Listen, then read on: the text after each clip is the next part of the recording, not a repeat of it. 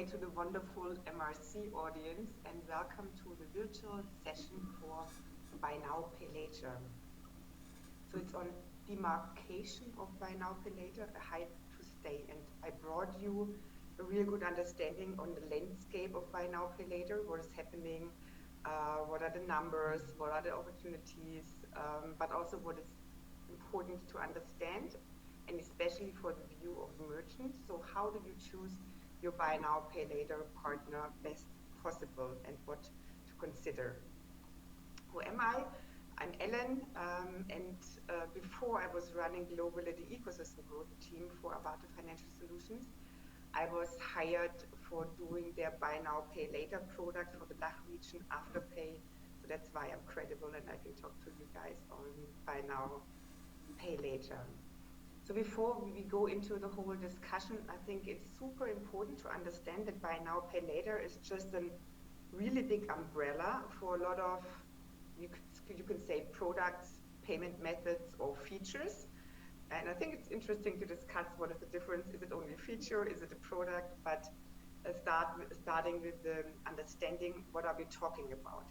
So we do have on one side a very traditional, and I will show you a bit of the history, traditional payment method, which was born before internet, before digital in the German-speaking markets, in the Nordics and in Benelux, on invoice.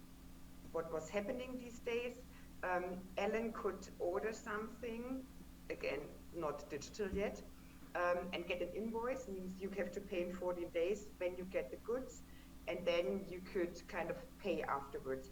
This was a bit of a workaround in these countries, because in these countries, the credit card reach was not as big as traditionally in the US or in the UK in these days. And then it happened to get digital, so it's still the same. So I can buy something, for example, on ASOS, decide buying 5 t-shirts and deciding paying per invoice, so I have a 30 days or 14 days payment time when I get the goods. This is one thing, the traditional start of it, and that's, by the way, also how Klarna started with it.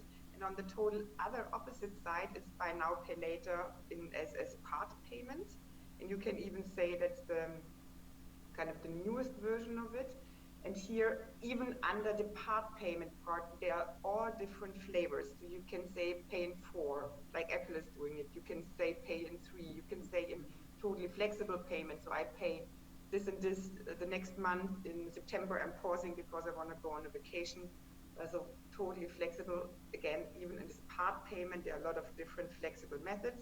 And they even say for the UK or the US market that it's a bit of disrupting the classic credit card situation. So it's, again, different from the classic credit card countries to the other, let's say, other European countries. And between that, there's all kind of different opportunities. Campaign invoice is very attractive, so you can do Black Week, Christmas, so you can shop in November, paying in January, and again sending back, returning in January. So this is all around campaigns, which is really, really great. Direct debit is like direct connection to your bank, which is very popular also in Germany. Monthly invoice is a part which I think is very, let's say, a new kit on the horizon. Why? So especially for micropayments, it's super great for the consumer to have all the micropayments on one page, in one view, in one app. Example, mobility. So I do have a small electric car in a city, so I don't have my own kind of charging situation. So I have micropayments over the week. I use other kind of mobilities. Is it car sharing? Is it taxi rental, Ubers, Bolt these days? Or is it a longer kind of outside the city? And if I would have a monthly invoice, I think that's very attractive. So from my perspective, I think monthly invoice is something which will come up much more because it's super user friendly. I already mentioned a bit where we are coming from, Buy Now, Pay Later, from the very first beginning to where are we going. And I know that this audience here, MRC audience and very payment interested, I'm sure you guys followed last year's all the news and the press articles around buy now, pay later. So we're very heavy in the trend right now, but it started from the consumer need. Even before digital. I mean, there were always expensive goods like cars, furniture, white goods, etc., where you needed to have the possibility not paid in once. So who is paying 60,000 euro for a car? So this is the kind of beginning. The need of the consumer is it's not making sense or it's not possible to pay it at one point.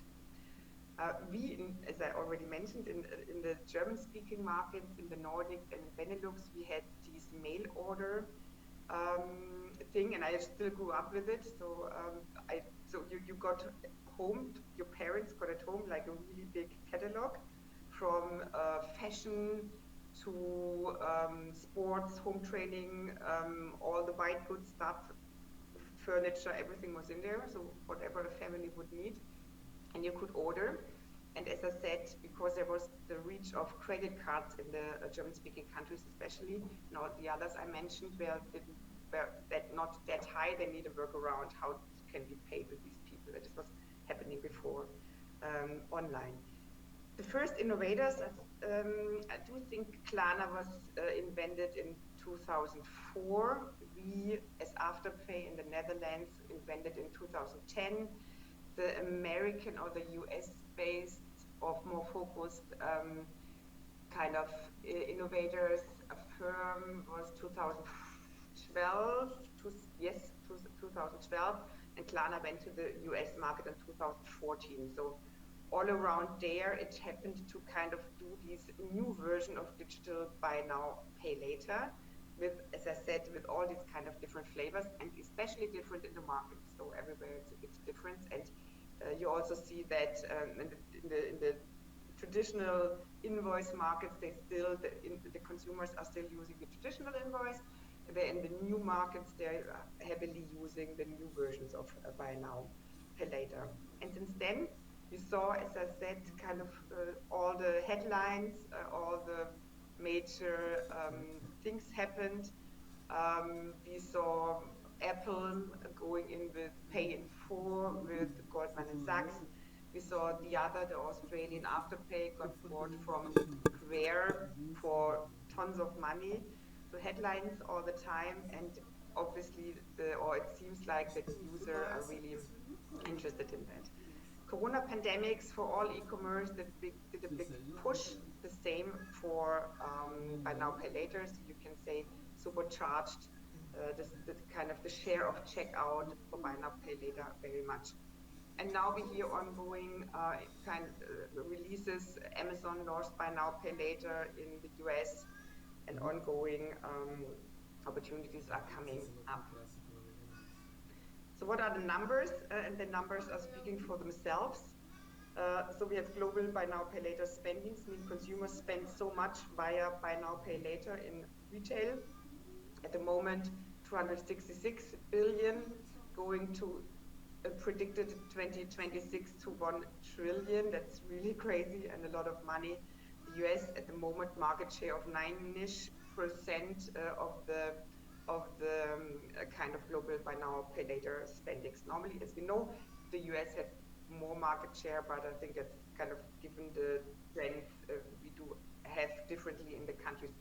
So what we see in the checkouts, as an example, Germany, and I can also plug the other European markets, we see in the checkout around 20% is kind of choosing the buy now, pay later version in the checkout. So we kind of have a very heavy kind of footprint on buy now, pay later in the European market. The industry revenue, same. So industry revenue is all us who makes money with buy now, pay later, is going to, or is predicted to 1.1 billion in 2 years. Global buy now, pay later user, like unique users, we see the same, I think it's very comparable here. So we have at the moment 340 million, going up to 1.5 billion in the next years, and market share of the US here a bit more. Global share of transactions from 9% to 24%, and this is super interesting. As I said, in the European markets, we have nearly all the time the 20% of checkout share, like end consumers are using or choosing buy now pay later offer in their checkout. It's around 20%. So we see here, even if markets which are not used to buy now pay later yet are getting heavier involved, and they will all end, or prediction is ending up at a 24%. A small FYI, the sources of the researchers are always on the slides. If it's too small, if you can't read it, please always ping me on LinkedIn so we can offer these resources and always on top other resources. So which kind of players are in there? Is it only us, like fintechs, who are enabling this payment method for the checkout? No, it's not. It's going everywhere. So first of all, it's super interesting. It's going to retail. Can mean that e-commerce, some of the big e-commerce players are having their own solution, but also means, and now here it's getting very, very interesting, can go in store. So it means me as a consumer, I'm not only choosing my payment method when I'm online, I also can do the same when I'm in store. So I think for user experience, this is really, really nice. It's coming. The same for traditional banks and neobanks. This means we can have the payments, your bank app, if it's a neobank or a traditional app. I do not know so much traditional banks yet. I mean, there are press releases, but I haven't seen it in the app well integrated yet, but I'm sure it's coming. But neobanks, as an example, really nice. So I can make the purchase and choose how to split or how to organize it with different options. And also the classic payment heroes are always on the horizon, and enabling it is more as a feature. And also the technical players can give you as a merchant the opportunity, if you plug in with a PSP, what kind of different payment opportunities you want to have, and buy now pay later is these days always also an option. Means we have a lot of startups, we have a lot of funding, and we have really, really great exits. So something to watch. What we also do see here, and this is worth mentioning because I really think it's a trend coming up, we see dual landscape. So as I mentioned quite often already, it's Europe, Nordics, heavily for us. Middle Europe, like Germany and above, not so much the southern Europe version, but we see traditional banks are going in south of Europe. In the US, as we all heard, there are a lot of investments and a lot of things going on, but Asia is coming up right now. In Australia, the Australian Afterpay, which is very much the same culture than the US is doing and the UK is doing, but as we see more and more, and the same for South Africa, we see more and more coming up for Asia, and this is also, by the way, the next growing moments for buy now pay later will be different markets, and not only the traditional European and the new US and Australian market, but also Asia and South America very much. So what is the business model? So what can you do as a merchant if you're interested? And this is a very highly individual journey. So I recommend very much to kind of take time and the advisors and what you need for it.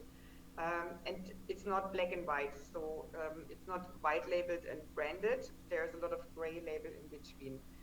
And the questions you need to ask yourself, can you make it yourself? It's highly complex. It's getting faster and faster. So really doing it yourself is a separate company within your company. There is no doubt about that.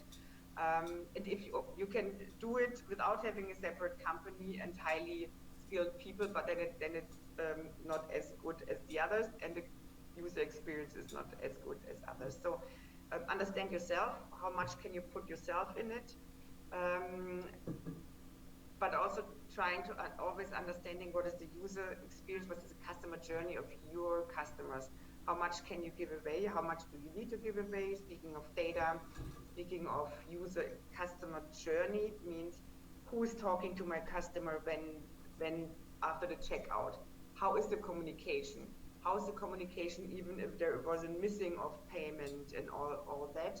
So look at what you can deliver pragmatically, having a realistic understanding of it, and on the other side, understanding the user experience for your customer is what I would suggest, kind of being the two main factors of kind of making decisions like that. But buy now, pay later is highly attractive for merchants. So you get everything on new customer accessibility. It's inclusive. So you can bring people to your journey which don't have a credit card, which don't have a bank account. So the access is great. Again, you have new customers, you have much lower customer acquisition costs, and you have a very high customer loyalty, what we see, and not only us, all the data out there. You need to have it to be competitive. You need to have it to be visible, and you normally from the most players, if they're gray labeled or labeled, you also get marketing support, which is super interesting for the merchants. The numbers, sorry for that. You have 20% higher order value. You have 15% repeat purchases, so it's very sticky for the consumer. It means you have a really clear sales boost, and you have upfront and in full payments, which is super interesting for risk management. So the same for Adidas. They had a journey, it's a German brand, as you know, and they had a journey as I would say high level brand, the highest international level of brand, but also the German footprint. So they started in 2007 doing it themselves, which is whomever from you guys already looked behind the buy now pay later process. It's quite a process. So it's about risk, it's about scoring, it's about understanding your consumer. So it's a big thing.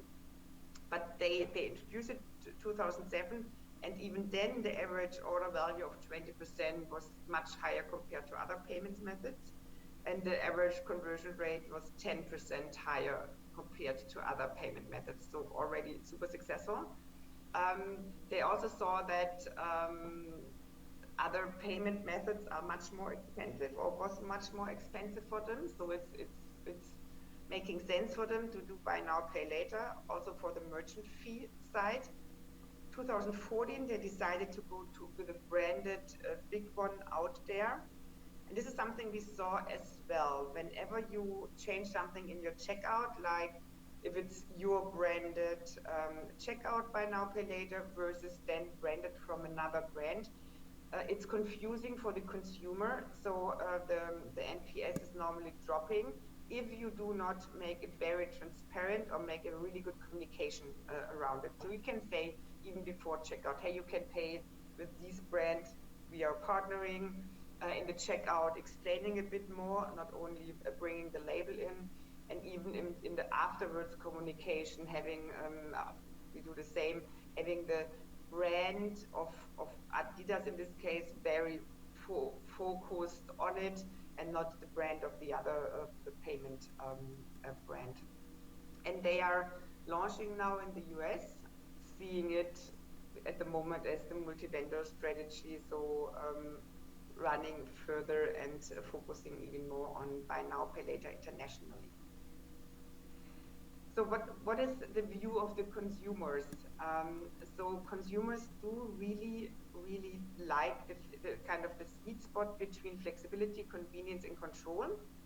And for the control part, as a matter of fact, if you do have a really nice app, if you have a really good overview, which is always coming with good digital touch points, then it's super convenience and positively controlling for consumers. So I always recommend really great digital touch points and really high level or kind of advanced digital touch points. So this is an international view. You see here, it would be different if you only would ask European without UK consumers, because to avoid credit card interest is very much US focused and UK focused answer, but that's one of the main reasons they use buy now, pay later.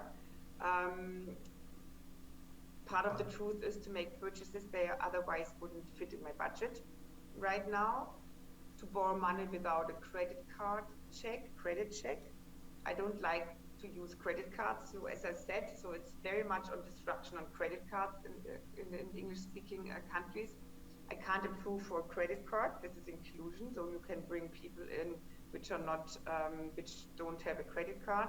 My credit card are maxed out, also part of the truth, and I will follow up on that on the other slides. And I don't have a bank account, again, inclusion. And this is now what is responsible. So how do we, I mean, buy now, pay later provider, but also merchants, whomever who's offering it to the consumers, how responsible do we need to be and where do we need to be responsible? There's a really good kind of psychology view on customer journey, consumer psychology. And this is not the case for special consumers like people who don't have a bank account or whatnot. This is the truth for all consumers, like for me. So stay with me as an example. What is totally normal kind of situation and on psychology when I buy something. So I see something, I'm getting excited, I buy it, I'm getting it, and then I'm on my highest level of kind of on interest, so and time to think about it. After I'm having it, it's going down. This means consumers, and again the same for everyone, like for me as an example, they're forgetting after they have their goods that they still have to pay something. And this is a bit of a part of, let's say, a bug within the idea of buy now, pay later. Why we do think very much that buy now, pay later provider, and again merchants who decide which kind of buy now, pay later provider they want to do, there shall be very clear transparency, digital touch points, reminding proactively before there is a reminder fee and even debt trap, financial education, explaining everyone who's kind of using buy now, pay later, it's still it's still money, right? So it's still something you need to pay off, even if it's a bit sometimes gamificated and all that. And that's super important to have an education part in that. And the same for customer credit check. So how is it getting checked? What does this mean? What kind of footprint does it leave with? And so from my perspective, I think transparency is for some of the providers quite good already. So I use us as an example because I think it's nicer than a classic payment because I have it an overview all the time. But the financial education, I do not see it at all good enough out there. And also education around consumer credit risks is very important to get clear on. And this is also saw by the authorities. So the discussion, and I think it's the right discussion about the concerns on data, credit bubble, transparency, debt risk is not well regulated yet, and all big markets are on it. So Europe, UK, the US. So there is a very heavy investigation right now, and I think it's good that this is happening. And buy now, pay later will be somehow regulated in a good way, and we totally support that consumer protection is first at every point on the journey. So our buy now, buy later recommendations for merchants. I think the summary is the consumer really wants it. Really, they want to shop on buy now, pay later. and it's super helping your checkout journey and your conversion rate, etc. So yes, buy now, pay later. The hype is here, do it. But make sure to find the right partner, as I mentioned already. So who are you? What can you bring? And be realistic. Can you really do a whole team on buy now, pay later, doing it as good as you should do? So realistic here, but find the right partner. Yes, and your consumer demand it, they really want it, but it's your consumer and customer journey. So don't give it to a big brand just because they are, I don't know, they're big or whatnot. You should really, before you sign the paper with a buy now, pay later partner, make sure you understand the journey of your consumer. This is your consumer, this is your client, and not from someone else. Educate your customer, be very clear, understand that for customers or consumers, it can be very, let's say, hard to understand what's happening in behind. Be very clear, do it in the checkout, do it afterwards, or make sure that your partner, your buy now, pay later partner, is educated enough if they send something to the consumer. And last but not least, be ahead of regulation. So don't wait till you get the regulation information. Try to be better than you should be, and try to be as consumer protection and consumer friendly as you can be. By that, thank you very much for listening. You can find me on LinkedIn. As I said, whenever you need the data sources, more information, please just shoot a message and let us know. Thank you and have a great event. Thank you there to great speakers from Arvato, Human Security, Riskified, F5 and Finish Line. Take another 5-minute break before hearing the next two sessions. On payments, we have Ravelin and Hugo Aft talking all things international payments with a focus on LATAM. On fraud, we hear from Priceline and People, who will discuss developing proactive identity verification strategies to prevent account takeover. Enjoy.